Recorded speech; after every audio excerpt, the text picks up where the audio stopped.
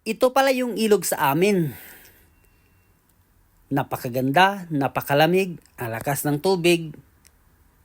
Bata pa kami, dito kami pumupunta. Nanguhuli ng isda, nagdadala ng saging at tuba. Kaya sabi ko, tara, ilog tayo. Pinuntahan namin ng kapatid ko, pamangkin, mga kapitbahay, kaibigan. Dito, nag-umpisa na sila magpaapoy. Kaya sabi ko, mag-ihaw tayo kasi masarap kumain ng inihaw pag naliligo. Nagbaon kami. Kaya nag-umpisa na sila dito at ako naman ay taga-video lang. Pagkatapos niyan, itong kapatid ko at pamangkin ay naliligo na. Yang si Kalbo, junior namin yan. Yan yung namin, team leader pag naliligo kami dyan. Kaya ang ganda talaga ito sa ilog. Kaya pasyal na kayo rito.